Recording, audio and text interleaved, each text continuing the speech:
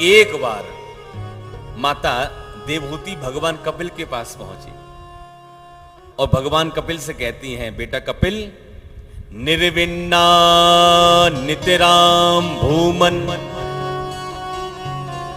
असत इंद्रिय तर्षणात् येन संभाव्यमानेन प्रपन्नादं तमः प्रभो। अब देखिए एक माता अपने पुत्र से क्या कह रही है।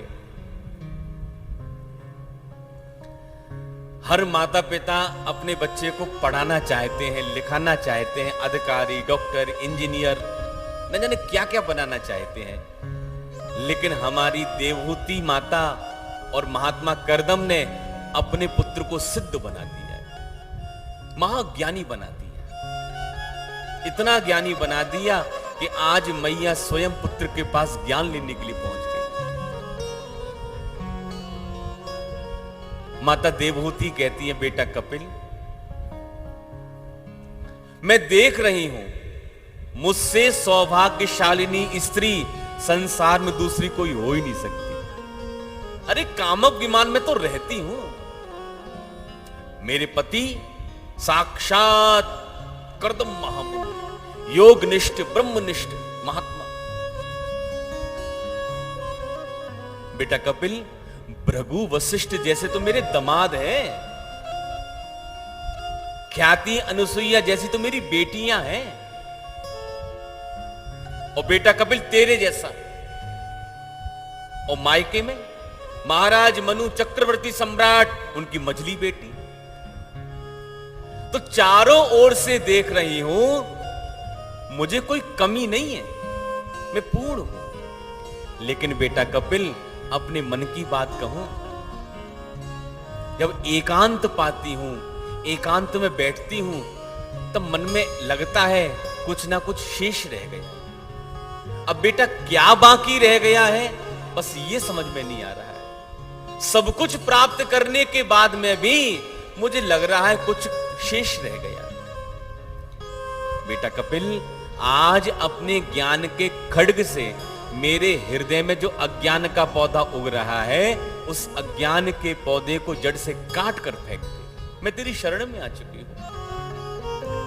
तम त्वागताहं शरणं शरण्यं स्वभृत्य संसारतरो कुठारं जिज्ञासयाहं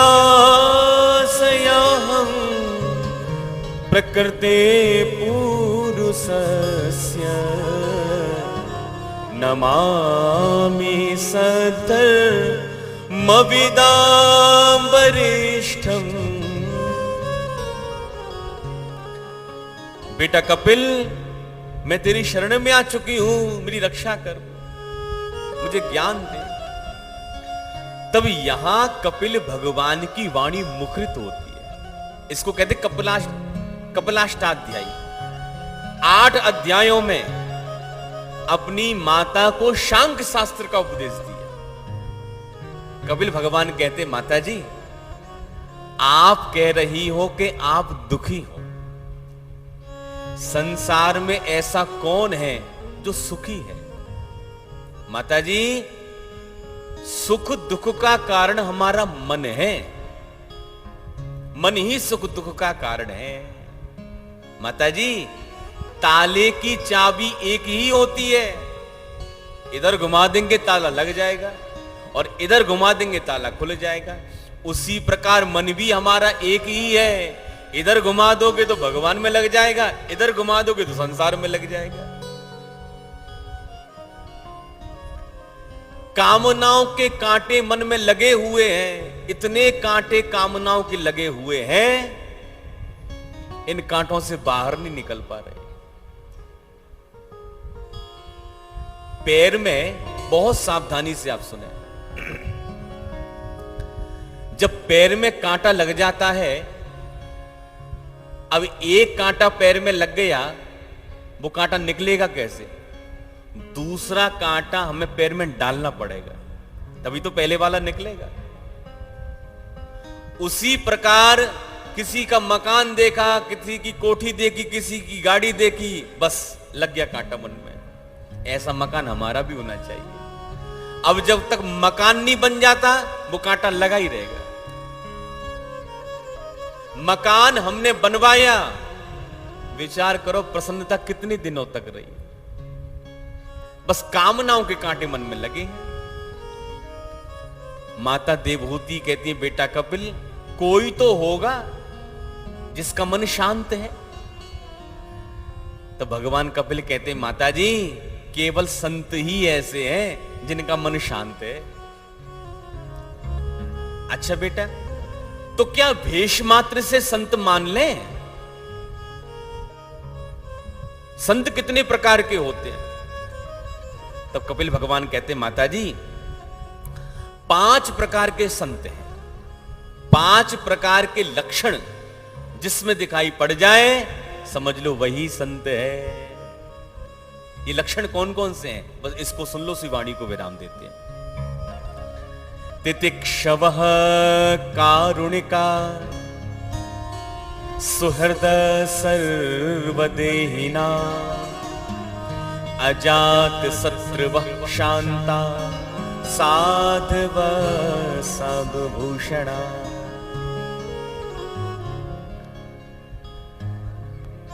पहली बात, संत कैसे होते हैं? बोले कि तितिक्षवः, संत तितिक्षु होते हैं। तितिक्षु का मतलब, तितिक्षु का मतलब होता है सहनशील। संत सहनशील बहुत होते हैं।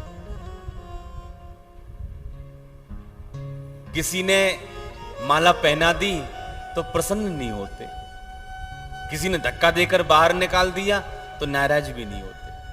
संत एक समान रहते। और दूसरी बात, कारुणिका, संतों में करुणा बहुत होती है। किसी को दुखी देख ले, स्वयं दुखी हो जाते। सुहृदः सर्वदेहिना, सारे देहधारियों में परमात्मा का दर्शन करते हैं। सब में परमात्मा को देखते हैं। निज प्रभु में देख ही जगत, तो फिर कैसन करहि विरोध। जब सब में परमात्मा का दर्शन कर रहे हैं तो बैर वो किससे करेंगे? विचार करिए।